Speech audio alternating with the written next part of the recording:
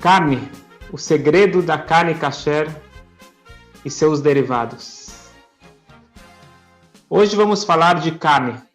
Comer ou não comer carne? Qual carne? Como comer? Eu acho que carne é um assunto que ninguém é neutro. Temos aqueles que são contra comer carne e temos aqueles que são contra comer carne. Resumindo, a carne é um assunto onde que você pode colocar a sua gula,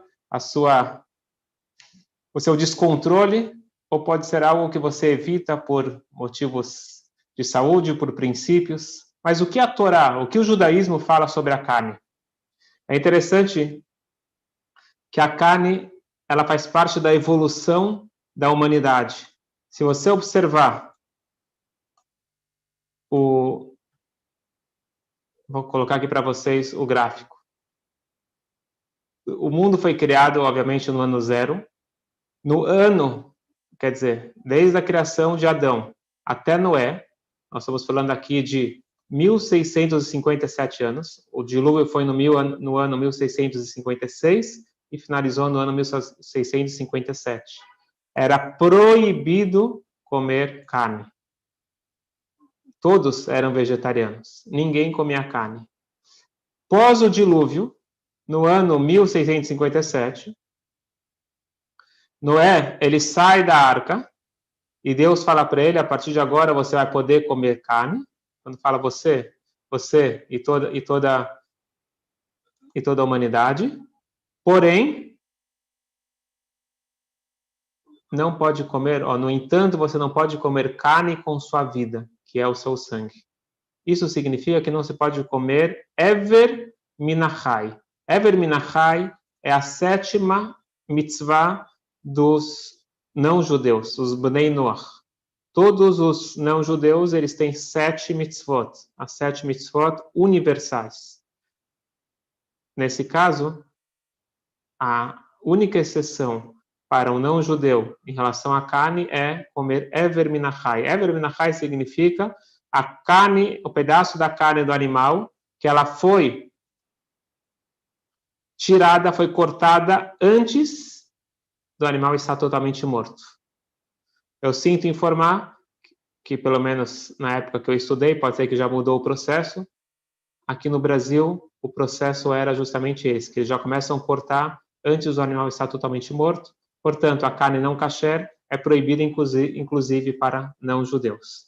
Então, esta é a segunda evolução da carne na humanidade como um todo, onde foi proibido comer Ever Minachai, um pedaço de uma carne viva.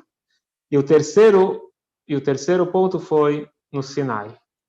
No ano 2448, é fácil decorar esse ano, 48, o ano da independência de Israel, metade é 24, 48, é o famoso ano onde Deus se revelou no Sinai, ele deu a Torá para o povo judeu, e ele criou novas leis, novas restrições para a ingestão de carne. Então, pode comer carne desde que seja uma espécie permitida, ritualmente abatida, removidos os elementos não kasher, preparado sem misturar carne e leite, e feito as brachot, as bênçãos apropriadas. Nós vamos estudar hoje, então, algum desses detalhes, para nós aprendermos melhor como que nós podemos ingerir carne sendo uma mitzvah, ganhando os benefícios nutricionais, mas sem perder a espiritualidade e sem se rebaixar através da carne. Quais são as espécies de animais kasher? Então, eu fiz esse PowerPoint que vai ajudar, porque nós temos alguns detalhes técnicos que vale a pena conhecer. Então, eu trouxe aqui para vocês o versículo inteiro já traduzido, o que está escrito na Torá sobre os animais kasher. Estes são os animais que comereis de todo o quadrúpede que se acha sobre a terra. Todo o que tem o casco fendido e rachado ao meio, esse é o primeiro sinal, e que rumina, esse é o segundo sinal. Entre os quadrúpedes, esses comereis. Então, a Torá, na verdade, não é que o casco fendido, o rachado e o ruminante torna ele kasher. É um sinal que estes são os animais kasher permitidos pela Torá. Mas estes não comereis, os que ruminam e têm o casco fendido. São 4 animais. Camelo, ele rumina, mas não tem o casco fendido. O coelho, mesmo caso. A lebre, o mesmo caso. E o porco, ele tem o casco fendido, mas ele não rumina. Então, nós temos aqui 4 animais que a Torá fala que eles não são kasher. Vocês podem ver aqui, o burro, por exemplo, ele não é fendido. Aqui você tem um exemplo de um casco fendido. O camelo, por exemplo, ele é parcialmente fendido. Então, tem que ser dessa forma que ele é totalmente fendido. Este é um sinal. Ele é fendido e rachado ao meio. Esse é um sinal de um animal kasher. Segundo sinal, os animais ruminantes. Ruminantes, você vai ver no Wikipedia, são mamíferos herbívoros que se caracterizam por mastigar novamente o alimento que retorna do estômago. Então, ele rumina. Então, um animal que ele rumina é um animal que ele não é carnívoro, ele se alimenta apenas do vegetal, portanto, ele é mais manso, ele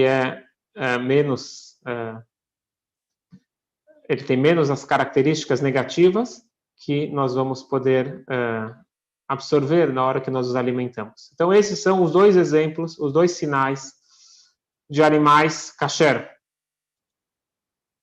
Vocês podem ver aqui que o camelo, o coelho e a lebre, eles ruminam, mas eles não têm o casco fendido, portanto, eles não são kasher. E o porco, ele tem o casco fendido, mas ele não rumina. Então, em geral, quando você quer falar que alguém é porco, o que quer dizer porco? Então, por exemplo, a gente vai estudar agora, o Esav, irmão de Yaakov, ele é chamado de porco. Por que porco? Porque o porco, quando ele deita, ele joga as patas dele para frente e ele estaria dizendo o seguinte: olha aqui, ó, eu sou kasher, olha aqui, casco fendido. Ah, você é kasher? Deixa eu ver como está o teu interior. Então, você é um porco. O porco é aquele que vive das aparências. Então, o porco, ele por fora parece kasher, mas se você vê o interior, ele não é kasher. Então, quem está acompanhando as aulas de Tânia já está aprendendo a importância de ver o interior. Então, por isso que também nós vamos procurar um animal kasher por fora e por dentro. Aqui são alguns exemplos de animais kasher. Então, o boi, a vaca, carneiro, cordeiro, que é o filhote do carneiro, ovelha, veado, bode e cabra.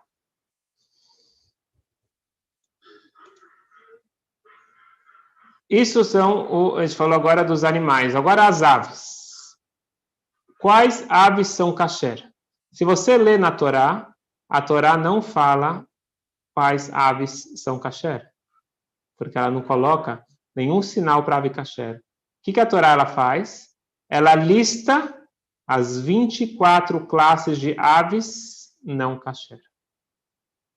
Uma coisa bem interessante, voltando um pouquinho para o que a gente falou antes em relação aos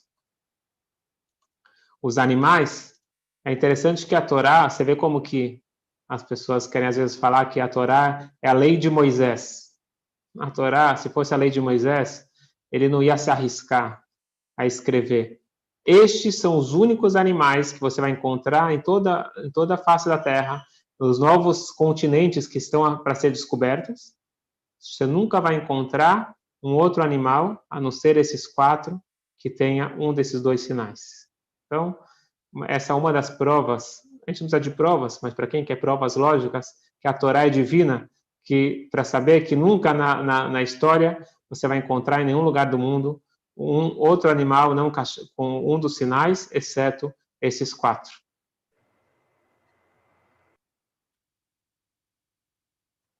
Um pouquinho da mística, então eu queria só voltar aqui um pouquinho, a mística dos 2 sinais que nós encontramos para o animal. Então a gente falou que ele tem que ser uma fresa de parsá, ele tem que ter casco fendido e ele tem que ser ruminante.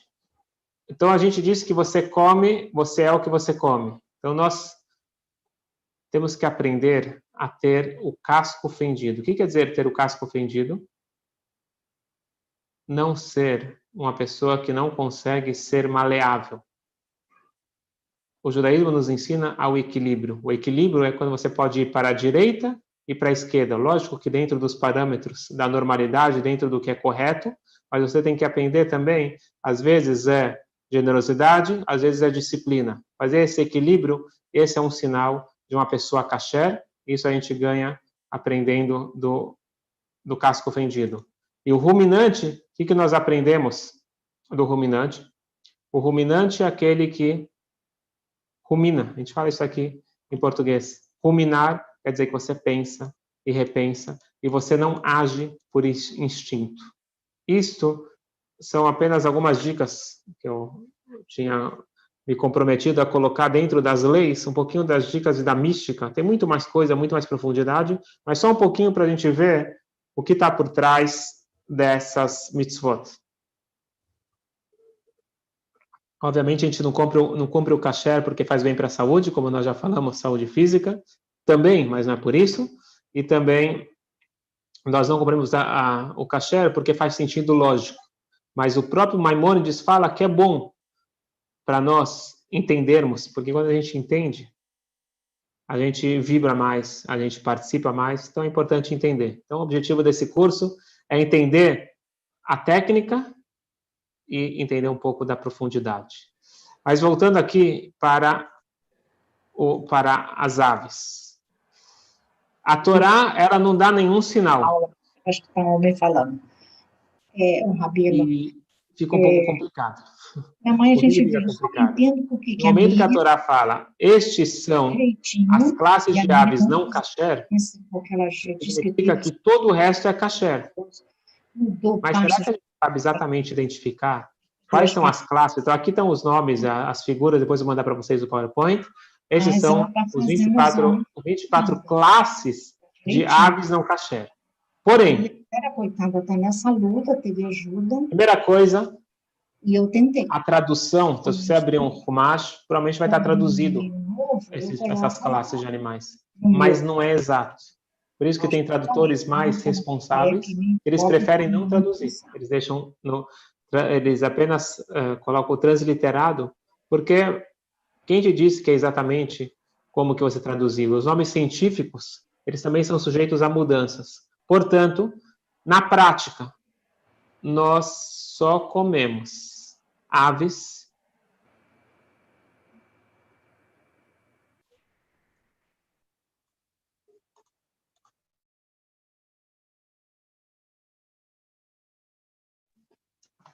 Portanto, nós só comemos aves que elas têm a tradição, masoret. Então, isso é importante vocês entenderem. Aves, então frango, não, as aves em geral, a gente come só os animais que eles têm tradição. Então, os nossos sábios, eles colocaram alguns sinais, só para vocês terem esse conhecimento, então eu vou passar rapidamente por isso. A Mishnah diz que todas as aves de rapina, elas não são kasher. Como você identifica uma ave de rapina? Qualquer ave que possui garras é uma ave de rapina. E aí tem outro sinal que é um bico largo e patas palmeadas, como por exemplo um pato. Não, é ao contrário, desculpa. Quais são os pássaros que não são de rapina? É o que possui um bico largo e patas palmeadas, como um pato. Portanto, uma ave kasher, estou falando na teoria por enquanto, é uma ave que não é de rapina.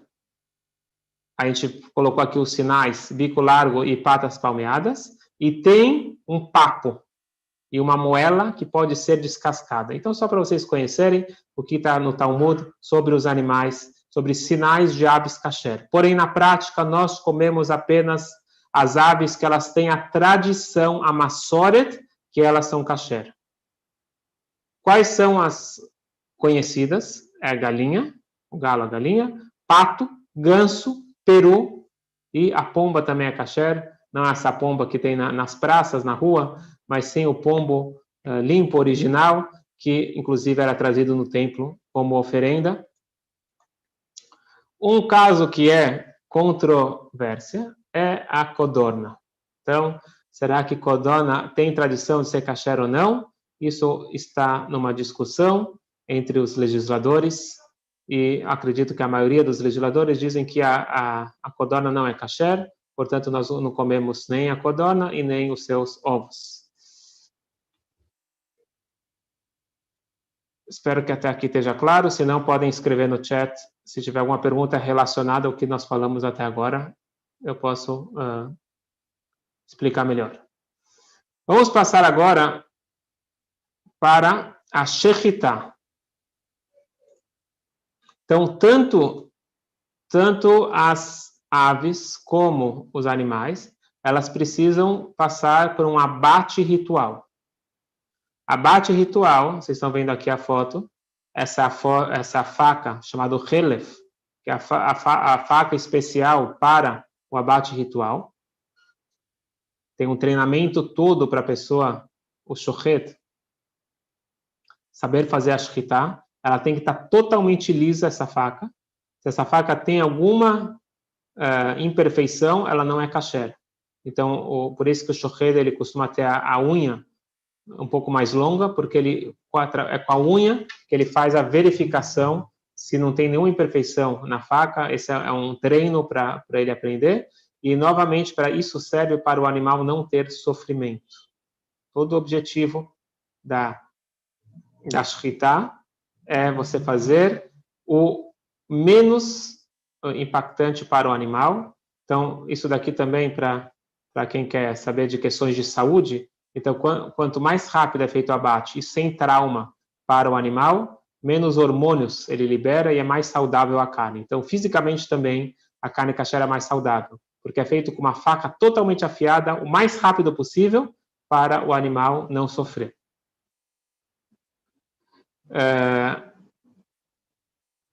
A shechita é o primeiro passo para... Então, primeiro você pega o animal kasher. Então, isso aqui a gente já viu. Obviamente, tem que ser uma espécie kasher.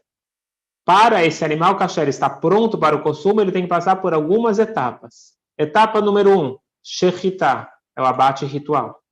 Esse abate ritual, ele é feito por um shochet, alguém que tem que ser muito estudado, muito bem treinado, e também ele tem que ser uma pessoa bastante confiável. Então, a pessoa que nós chamamos de Yireh Shamayim, temente a Deus, alguém que realmente é confiável.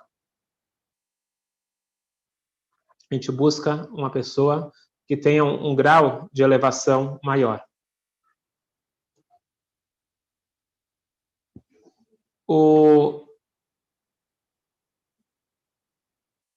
próximo passo é a Bediká. Bediká significa a inspeção dos órgãos internos, para procurar se não tem nenhuma doença. Então, uma doença comum que é a tuberculose.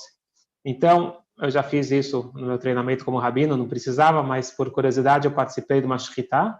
Eu não fiz a shechita porque para isso tem que ter um estudo específico, mas eu fiz a verificação interna. Então, logo depois que abatem o animal, então eles abrem um pedacinho do couro, enfia a mão por dentro e você mexe no pulmão para ver se está totalmente liso. Se ele tem alguma sobressalência, então isso daqui já não é chamado mais de glat. As pessoas não sabem o que significa. Você vai nos Estados Unidos, em Israel, está escrito glat kosher. O que quer dizer glat kosher? Glat kosher é um nome emprestado, porque glat significa em Yiddish liso, ou em hebraico seria halak. Halak significa liso. Talvez já ouviram falar o termo Halak Beit Yosef. Os faradim, eles perguntam se a carne é Halak Beit Yosef. O que quer dizer Halak Beit Yosef? Significa que você verificou o pulmão e não tem nenhuma sobressalência, não tem uma pelinha, não tem nada. Significa que ele está 100% saudável. Se o animal está doente, mesmo que pela lei federal, estadual, que seja, pela lei civil, esse animal ele pode ser vendido. Um animal kasher, ele tem essa preocupação. Ele não pode ter nenhuma doença e os rabinos, os shochatim, eles sabem como verificar que não tem nenhuma doença nesse animal. Qualquer doença que ele poderia morrer dentro de 1 ano, já é considerado nevelar, ele não pode ser comido. Então, essa verificação, ela é feita e tem casos que você não consegue verificar com a mão, então você infla o pulmão, coloca numa água, etc. É todo um processo para você ver se o animal ele tá kasher ou não. Então, só para explicar um pouquinho, alguém antes da aula me perguntou por que a carne kasher é tão cara. Se vocês começarem a ver todo o processo, vocês vão ver que é um processo, precisa de uma equipe, não é só um chochet, precisa do bodek, você precisa de uma equipe para fazer a carne se tornar kasher. Então, é uma qualidade física, quer dizer, é mais saudável, e uma qualidade espiritual. Então, existe um custo, além de todo o tempo que leva. Não é simplesmente vai matando e vai cortando e vai vendendo. É um processo totalmente diferente, mais lento, envolvendo muitos e muitos detalhes. Então, voltando aqui para a segunda etapa. A BDK é a inspeção dos órgãos internos à procura de doenças ou ferimentos potencialmente fatais que desqualificam um animal. Que nem eu falei, ó, o glat é halak, é liso, e aqui tem uma diferença entre os Ashkenazim e os Faradim. Para os Ashkenazim, na teoria, poderia ter alguma sobressalência no pulmão, se não é algo grave, é só um pouquinho, se você passar a mão e aquilo soltar, seria kasher. Porém, e para os Faradim isso daqui é proibido. Porém, o costume hoje em dia é que praticamente todo mundo procura fazer igual aos Faradim, fazer halak, fazer glat, assim também todo mundo se sente à vontade, e também é o ideal de acordo com todo mundo, então a gente procura ter glat, halak, que é liso o pulmão. Nevelar não foi feito o abate ritual, ou foi feito de forma indevida, isso é nevelar. E treifá é que possui uma doença que morreria dentro de 12 meses. As pessoas normalmente falam, isso é treif. Então, esse restaurante é treif, não sei o quê. Então, isso aqui normalmente é um termo emprestado. Treifá, no original, é um animal taref, um animal que tem alguma doença. Ok, próxima etapa. Vocês estão vendo que são várias etapas. Próxima etapa é nikur. Nikur é a remoção de certas veias e sebos proibidos. Nós temos dentro do animal gorduras que são consideradas relef, são gorduras específicas, que é parte específica da gordura abdominal de bovinos, caprinos e ovinos, e elas devem ser removidas. E nós temos também a questão do nervo torcido, que é o Gida Nashe, que é o nervo ciático, que a gente sabe que naquela disputa, naquela luta entre o anjo e Yaakov, ele acabou sendo machucado na coxa, e por isso tem a proibição claramente na Torá, que nós não podemos comer esse nervo ciático. O filé mignon, ele está muito próximo desse nervo ciático, dessa região, e é muito complicado tirar isso, e também acaba se tornando muito caro esse processo. Então, no Brasil, eles não vendem o filé mignon kasher, eles exportam sim para Israel. Mas é interessante lembrar o seguinte, para aquelas pessoas que falam, não consigo abrir mão do meu filé mignon. Primeiro que existe carne kasher com gosto de filé mignon, pelo menos é isso que eles vendem lá em São Paulo. Mas, além disso, a gente tem que lembrar qual o motivo que a Torá proíbe esse nervo ciático que foi só porque Yaakov lutou com o anjo e ele apanhou. Então, a gente sabe que tudo que aconteceu com os patriarcas não foi uma historinha. É um ensinamento, uma mensagem e também uma dica para como que os filhos devem se conduzir. Então, é dito que neste nervo se concentra os prazeres mundanos. E diz o Sefer HaChinuch, que é um livro que explica as mitzvot, que ao não comer isso, nós lembramos que na nossa vida nós devemos ter objetivos mais nobres para quais fomos criados. Não vou entrar agora em toda a profundidade desse assunto, o que representa essa luta, mas o que nós precisamos ter em mente é o seguinte: nós temos que ter objetivos um pouquinho mais nobres na nossa vida. Comer é importante, comer saudável é muito importante.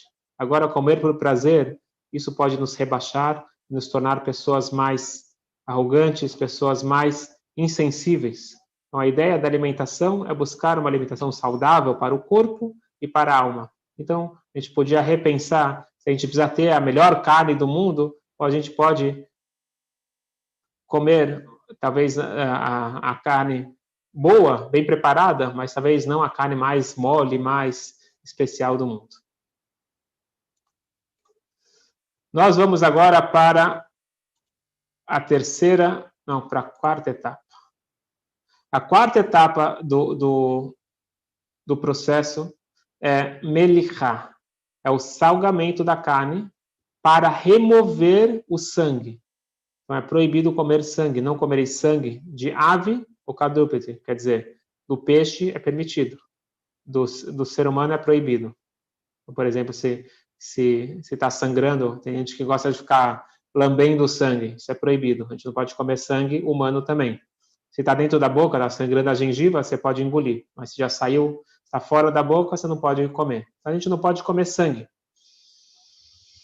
Novamente, que o sangue tá a alma, o sangue tem muita concentração da parte animal e a gente não vai ingerir isso para a nossa vida. Então, o processo final da carne kasher vai ser você remover todo o sangue. Para remover o sangue, você tem que colocar o sal grosso, tem que colocar na água. É um processo de 72 horas. É um processo que tem que ser feito até 72 horas após o abate, que depois o sangue ele penetra e você não tem mais como remover. Então, quer dizer, você não consegue mais remover, a não ser grelhando ou fazendo churrasco. Mas o certo é você salgar imediatamente depois do abate. Então, é todo um processo, vocês podem procurar na internet, vocês vão ver, tem filmes, que você vai ver todo o processo em cadeia para a carne finalmente ser kasher.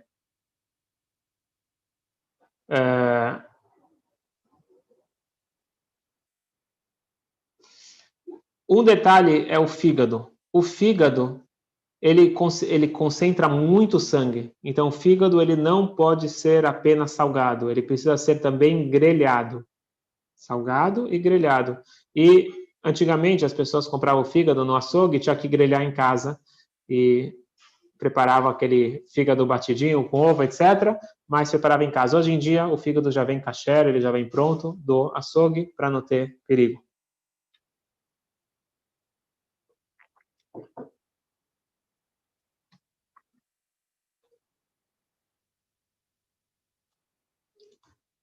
Estão falando sobre vegetariano ou não vegetariano.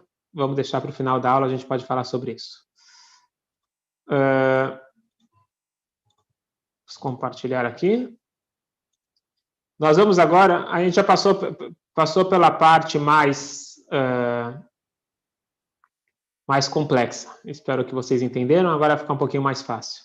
Vamos para os peixes. O peixe, ele é mais tranquilo, porque o peixe não precisa de shritá, não precisa desse abate ritual. A única coisa é que o peixe tem que ser kasher. Qual é o peixe kasher? Vamos ver claramente, está escrito na Torá. Podereis comer de tudo que vive nas águas, seja nos mares ou nos rios, desde que tenha nadadeiras e escamas. Então, obviamente, todos os frutos do mar, eles estão proibidos. É permitido todos os peixes que eles têm nadadeira e escama. Uma coisa fácil é que o Talmud diz o seguinte: todos que apresentam escamas possuem também nadadeiras. Então, basicamente, você tem que saber se o peixe ele tem escama. Então, todo peixe de escama, ele é kasher. Mas calma aí, escama não é o que o peixeiro fala que é escama. Vê aqui a definição do Maimônides. Escama são aquelas que podem ser raspadas facilmente com uma faca. Então, tem que tomar cuidado de ter certeza que é realmente um peixe de escama. Não é tão difícil. Aqui está a lista para vocês. A lista não é a lista extensiva, mas tem bons exemplos. E vocês podem procurar, tem outras listas, talvez tem listas mais completas do que essa, dos peixes kasher e peixe não kasher. Não falta opção de peixe kasher, não tem por que a gente não comprar um peixe kasher. Só um detalhe aqui, a sardinha e atum são kasher. Porém, elas precisam ter supervisão rabínica, elas precisam estar na lista que eu mandei para vocês do site do Bus Kasher. Por quê? Porque existem outras coisas que podem misturar óleos, etc., que pode não ser kasher. E uma outra questão é que se chega para você sem escama, quem te disse que esse peixe é kasher? Então, o peixe ele tem que chegar, por exemplo, eu compro peixe como chama isso? Numa loja comum e eu peço para ele deixar um pedacinho da escama em cada peixe que ele entrega, ou em cada filé, para ter certeza que esse peixe é kasher. Então, ele precisa chegar com um pedacinho de escama para ter certeza que é realmente esse peixe e não foi misturado outro peixe. Então, por isso que a sardinha, em geral, a Gomes da Costa é kasher, tem algumas marcas que são kasher. O atum, tem que ver quais são as marcas, acho que Gomes da Costa também, tem que ver quais são as marcas que o rabino foi até a fábrica e ele viu que realmente não tem mistura de peixes, etc.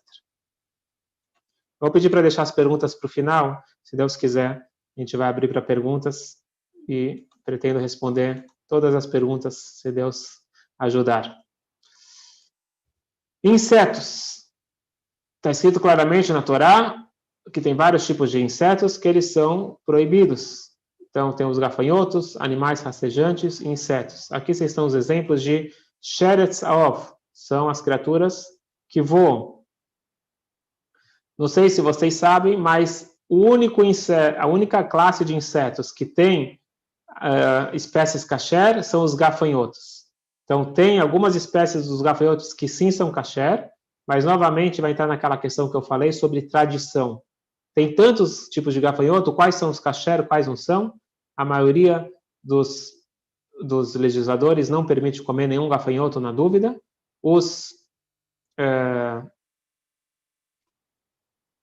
Como eles chamam, os iemenitas, se eu não me engano, eles dizem que eles têm tradição, que eles sabem qual gafanhoto é kasher, e por isso que se encontra em Israel gafanhoto enlatado, kasher, com a supervisão dessa linha que diz que sim tem a sua tradição. Os animais rastejantes da terra, você tem aqui o rato e assim por diante, então todo o cardápio chinês está excluído aqui pela Torá. Você tem os olech halagachon, aqueles que rastejam sobre sua barriga, então você tem as cobras, os vermes, e centopeia, escorpião, etc. Então, isso está escrito claramente na Torá, que eles são abominados e eles não podem ser ingeridos. Isso daqui é bastante complexo, eu não vou entrar nisso daqui agora, mas só para vocês conhecerem. Parece que a gente sabe tudo, mas a gente não sabe quase nada. E quando a gente vai comer, a gente tem certeza que que a comida está limpa. Então, eu comprei uma folha lavada, limpinha, não é verdade. Se você for verificar, nós ingerimos vários e vários vermes, insetos, bichinhos. Por exemplo, alface, você não vai encontrar o bicho na alface simplesmente olhando assim por cima. Tem que colocar ele contra a luz e aí sim você vai ver os bichinhos. E é incrível quando a gente aprende sobre isso e começa a abrir, por exemplo, berinjela, quantas minhocas tem, mas isso aí já é mais fácil de você enxergar. Mas as folhas, principalmente, são infestadas, principalmente no Brasil, no Rio de Janeiro, o clima mais quente. Então, existe uma questão de verificação se não tem nenhum bicho nos alimentos. Então, aqui ele fala das categorias. Tem a categoria onde é muito raro encontrar bicho. Então, aí você não precisa nem verificar. Sal, café, fermento em pó, etc. Tem coisas que são raras, mas é bom você dar uma olhada. Macarrão, por exemplo, macarrão, às vezes, muito tempo guardado, ele começa a aparecer bicho. Temperos, alho, cebola. Tem aqueles que de vez em quando tem bichos. E aí já começa a ter que verificar. Ameixa, tâmara, pimentão, farinha, arroz. E agora tem aqueles que realmente têm bichos. E aí tem que dar uma boa verificada. Alface, brócolis. E tem uns que a gente até evita comer de tanto bicho que tem. Se a pessoa for ver quanto bicho tem no morango, por exemplo, e não é à toa que ele está lotado de agrotóxico, porque tem muito bicho no morango. O figo é outro exemplo, então a gente até evita comer algumas coisas que tem muito bicho e fica quase impossível de verificar. Seria o caso da couve-flor, por exemplo. Então, quais são os bichinhos que tem? Você pode ter o pulgão de folha, os carunchos, os tisanópteres, e aqui eu trouxe apenas uma tabela, mas existe um livro inteiro, quem tiver interesse, acho que se chama Verificação dos Alimentos, e deixa eu ver se tem aqui, eu mostro para vocês. Aqui.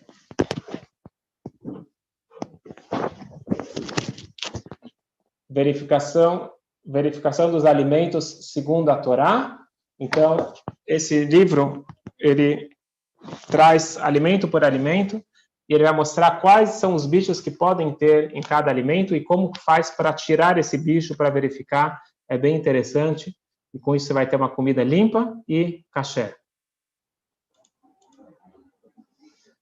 Vamos finalizar hoje, então, com os derivados. Por quê? Diz a Mishnah, tudo que é proveniente de uma espécie de animal kasher é permitido. Portanto, tudo que é de uma espécie não kasher é proibido. Então, pode ser que a gente não coma todos os animais e aves kasher, mas a gente tem que saber se os derivados são kasher ou não são kasher. Então, vamos passar por algum deles.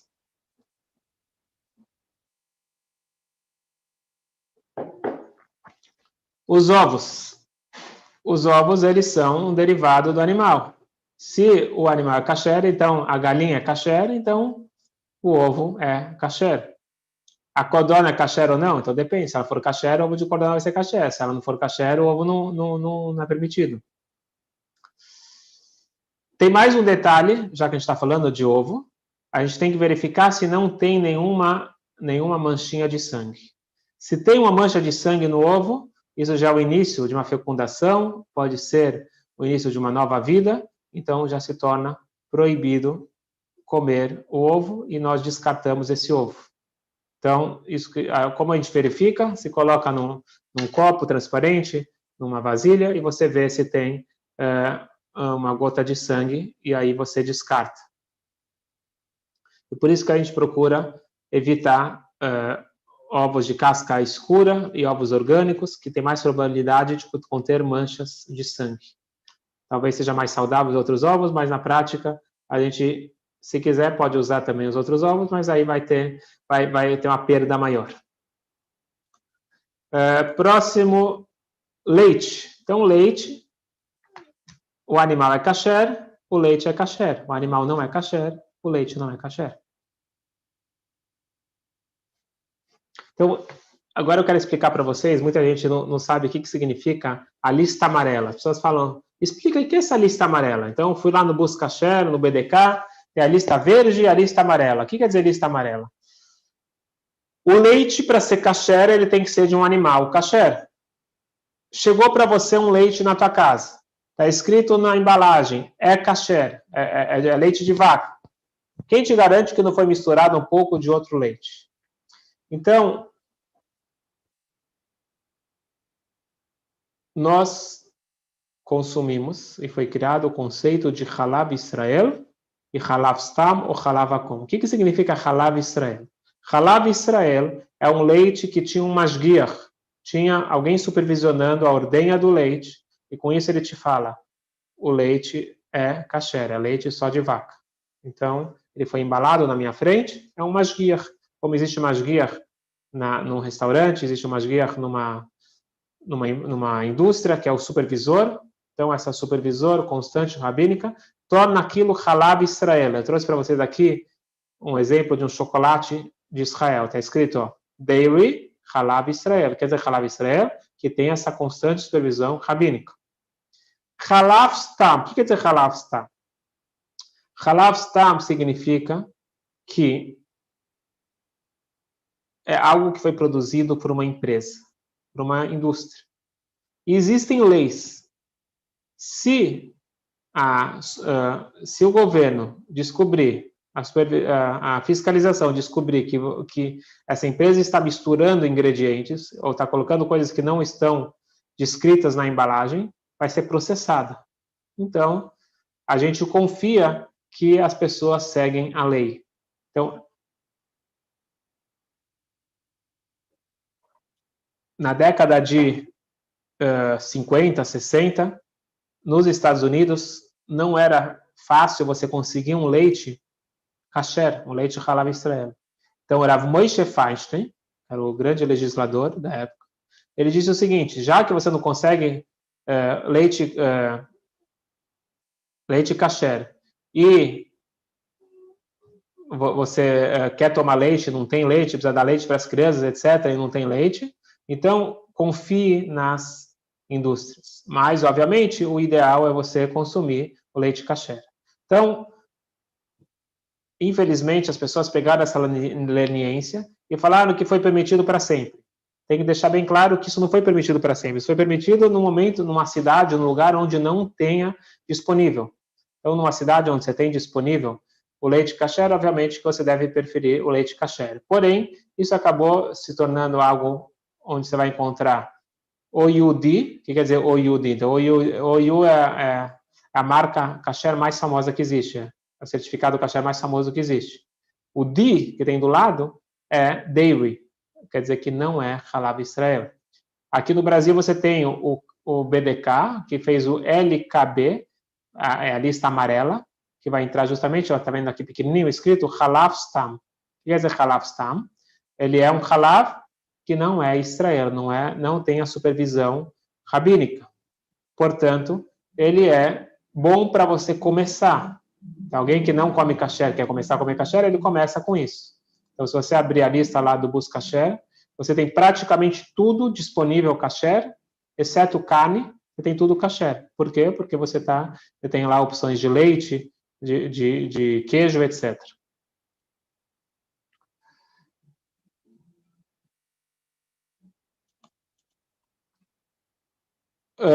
Próximo derivado, o mel. O mel é interessante. Então, o mel ele é produzido, os derivados do mel, os subprodutos do mel, eles são produzidos pela abelha. A abelha é não kasher. Então, por que o mel é kasher? Então, vamos ver agora os detalhes. O mel é kasher. Por quê? Porque ele é produzido a partir do néctar. Ele não é produzido dentro da abelha. Então, ele não é um derivado da abelha. Ele é produzido pela abelha, mas ele não é um derivado da abelha. Então, o mel ele é kasher. Obviamente, novamente, vendo que não tem a mistura de outras coisas não kasher. O própolis. Uma substância obtida através da coleta de resinas. Novamente, ele é produzido pela abelha, não é não é de dentro da abelha. Mas tem que tomar um pouco mais de cuidado para ver se o própolis ele também não tem a mistura para ser kasher. A geleia real é a secreção produzida pelas glândulas iofaríngeas. Portanto, esse sim já é produzido, aparentemente, dentro da abelha. Então, a maioria dos rabinos dizem que não se deve comer a geleia real, somente em caso de doença onde que o médico recomendou que ele precisa comer a geleia real, aí nesse caso você consulta seu rabino. Mas, em princípio, nós não consumimos geleia real. E o pão de mel, ele também vai entrar nessa questão. Por quê? Por um lado, ele é o pólen coletado, e aí seria kasher, mas ele tem também aqui outras secreções glandulares. Isso daqui já vai entrar igual à questão da geleia real, então, novamente, não se deve consumir, a não ser um caso de doença, e aí você pergunta para o seu rabino. Cera de abelha, a gente não ingere a cera de abelha, mas ela é kasher, isso é importante saber. Primeiro que se você tem uma vela de cera, então se essa vela derreter em cima do teu prato, se a cera é kasher, então não descacherizou o teu prato, e também se está misturado com outros ingredientes, então vai ser problemático. Não, desculpa, vai ser kasher, porque se a cera é kasher, então ela não vai descasherizar e ela é kasher. Gelatina, estamos acabando. Gelatina, glicerina. O que é gelatina? Gelatina ela é feita a partir de uma proteína animal. A gelatina animal, obviamente. Chamado de colágeno. Certo? Tem também o que é feito da proteína do colágeno. Então, a gelatina, ela não é kasher. Então, obviamente, não comprar a gelatina em pó e também não comprar nada que contenha gelatina. Como a gente vai ver daqui a pouco, os remédios. Então, uma cápsula gelatinosa, ela não é kasher. Glicerina. Glicerina é um grande problema, principalmente nos remédios, como a gente vai ver, que novamente ele tem gorduras, óleos e gorduras de origem animal. Tem também vegetal, mas se é de origem animal, não é kasher. Emulsificantes. São aditivos que ajudam a misturar dois líquidos que normalmente não se misturariam. Então tem que tomar cuidado. Então, eu queria depois que vocês lessem, é só procurar no Google, tem um artigo da revista super interessante, e o título é o seguinte: cuidado, contém besouros, plástico, cimento, fungos, bactérias e bombas. Então lá ele fala que muita coisa que tem dentro do nosso alimento que a gente não tem a mínima ideia e não consta nos ingredientes, porque tudo que é menos que acho que 2% não é obrigado a colocar. Só para saber que o kasher é essa preocupação máxima. Então, por exemplo, por que o kasher está crescendo tanto? Quando está escrito, por exemplo, que é parve, significa que o produto não é lácteo e não tem nenhum traço de algo lácteo. Então, todo esse controle muito rigoroso, ele faz com que a gente tenha segurança de qualidade também. Então, está falando da gelatina. Sim, tem gelatina kasher para comprar. Então, tem que ser de um animal kasher, feito com supervisão. Tá bom? Mas eu acredito que a gelatina que vendem é de base vegetal, se eu não me engano. Remédios. Já falamos que a cápsula de gelatina é proibida. Se for vegetal, é permitido. Então, é muito fácil. Na hora que você for manipular um remédio, pede para a farmácia fazer cápsula vegetal. Todas as farmácias de manipulação têm para fazer, é só pedir cápsula vegetal. O tablete, por exemplo, vai ter o ácido esteárico. As pessoas leem os ingredientes e nem sabem o que é. Isso é gordura de vacas, porcos e ovelhas. A pessoa fala, eu pelo menos não como porco. Isso é uma questão à parte, se essa frase é boa ou não. Ela fala, pelo menos não como porco, mas talvez você está comendo gordura de porco. Então, a gente tem que ver também. Isso tudo nos leva a uma reflexão, se a gente presta atenção naquilo que nós ingerimos. Então, talvez pensar um pouco melhor e pesquisar um pouco mais. Um remédio líquido, ficar atento com os veículos. Então, por exemplo, a glicerina é um veículo conhecido e tem outros ingredientes também de origem animal. Se vocês entrarem no BKA, que é um outro instituto de São Paulo que faz verificação, lá tem uma lista de remédios que já foram verificadas. Qualquer dúvida, consulte o teu rabino também. Novamente, vitaminas, tem que ficar atento com alguns ingredientes. Então, em geral, é melhor procurar tudo que tenha na lista kasher, e tem muitas vitaminas que já tem o OIU, que são kasher, vindo dos Estados Unidos, e eu encontro muito aqui no Mercado Livre essas vitaminas kasher à venda. Solventes. Então, tem que tomar cuidado com a lactose. Então, para quem se preocupa com Halav Israel, então a gente não usa lactose. E para quem usa a lista amarela, tem que saber que a lactose ela é de leite, então não comer junto com carne. Um outro solvente que não é usado no Brasil, mas é usado em remédios fora do Brasil, é o conhaque.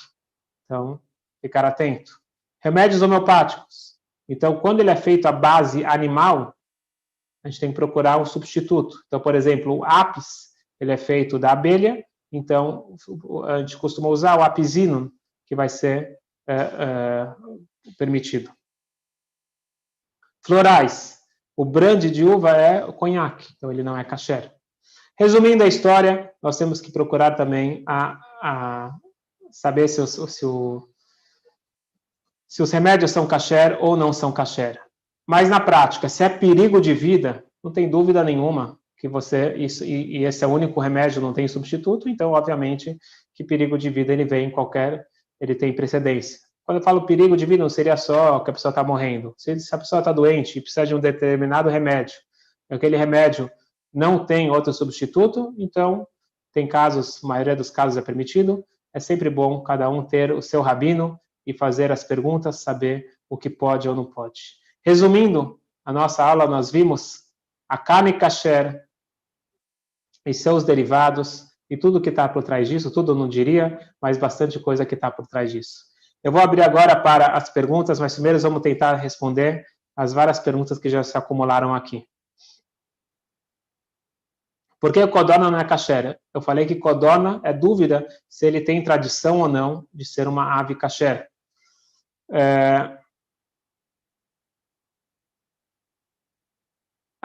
Muito bem. Eu li um livro que se comemos um porco, infringimos apenas uma lei da Torá. Se comemos um inseto perdido em uma farinha ou num fruto, cometemos 7 pecados. Isso realmente é verdade? Sim, realmente é verdade. Um pequeno inseto, um pequeno bichinho numa folha, ele engloba 5 ou 6 proibições, enquanto que o porco é uma proibição. Muito bem. Alguém leu sobre que o porco, em lugares limpos, ele vira kasher. Então, nós já explicamos que o porco ele não é proibido porque ele é sujo. Já explicamos que o porco ele é proibido porque ele é um animal não kasher. O porco, ele sim vai ser kasher, se Deus quiser, em breve, com a chegada de Mashiach. Quando Mashiach chegar, o porco vai ser kasher. Por isso que o nome dele é Chazir. Chazir vem de Choser, ele vai voltar a ser kasher. Mistura de carne com peixe e com leite, vamos falar na próxima aula. Flores kasher. Flores são todas kasher. Eu falei de florais. Florais são remédios. Fábrica, já falamos. Pode-se comer carne mal passada ou ao ponto? Pergunte para o seu médico e nutricionista. Mais alguma dúvida? Podem escrever aqui.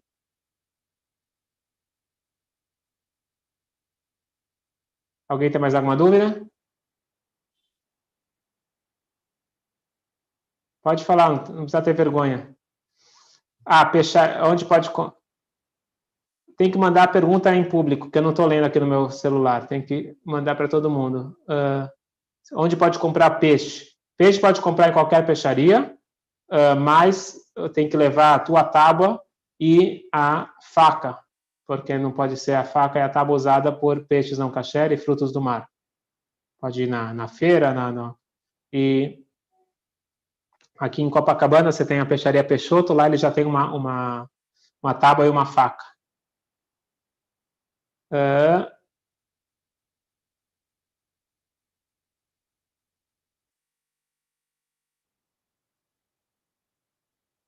Ok.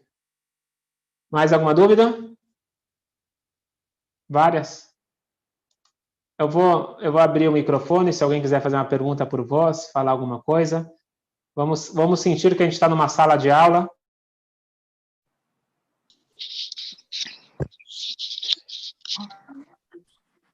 Eu vou levantar a mão. Levantar a mão. Alô? Oi, pode falar. Posso falar? Boa noite, aqui é Hilton Katz, de Brasília. Tudo bem? Eu fiz o dever de casa procurando as coisas, os ingredientes aqui para casa, nas listas, e acabei achando uma coisa engraçada. Tinha um macarrão com o nome Ave Maria. Existe alguma orientação ou alguma vedação, ou já teve alguma vedação sobre isso? Não tem problema nenhum o nome tá aqui, ó. Macarrão Ave Maria, ele é kasher. Algumas marcas aqui. Que bom. Ótimo, era essa a minha dúvida. Obrigado. Olha aqui, ó. No Busca Kasher você pode ver aqui, ó. Ave Maria, sim. Excelsa, esses aqui são kasher. Eu achei aí mesmo, foi aí que eu encontrei. Achei estranho, mas que bom, sem problema. Obrigado. Alô, Rabino? Sim. Está falando aqui Elizabeth Kelmanson, do Rio de Janeiro. Eu queria saber se essa lista Busca Share, ela costuma ser renovada e revista sempre, ou... Então, essa lista é revista com frequência, inclusive, acho que daqui uma semana eles vão lançar um novo site, não vai ser o mesmo nome, só que eles estão lançando uma nova versão, que vai muito mais moderna, com formas de pesquisa muito mais dinâmicas, e também com alertas. Você pode se inscrever para receber alertas quando um produto deixou de ser kasher. Quer dizer, então a gente tem que ficar sempre consultando para saber se continua kasher, se não é mais kasher. Então, é isso que eu estou falando, eles vão fazer agora com alerta, vai ficar bem mais fácil. Uhum. Sim. Obrigada. Rabino, Ilan, boa noite. Boa noite. Sônia Geventer, aqui do Rio. A minha pergunta, eu acho que, se não me engano, o senhor deve falar na próxima aula sobre, na mesma refeição, você servir peixe e servir carne. Próxima aula. Faz mal? Próxima aula a gente vai falar sobre isso. Próxima, tá ótimo, obrigada. Rabino, boa noite. Boa noite. Meu nome é Guita, aqui do Rio de Janeiro. Sim. Eu queria saber uma coisa. Hoje em dia, as fábricas e o kasher, muitas vezes são supervisionadas pela internet, por câmeras. Isso também pode ser considerado kasher? Então, isso daqui é uma questão de níveis. Então, tem supervisões rabínicas que não aceitam isso, por mais que a câmera, como se você estivesse lá, eles acham que não é o ideal. O ideal é ter uma pessoa que a câmera não vai substituir a pessoa. Mas tem muitos órgãos rabínicos respeitados que sim aceitam. Então, por exemplo, o BDK, ele tem o leite kasher supervisionado por câmeras. Obrigada, Rabino.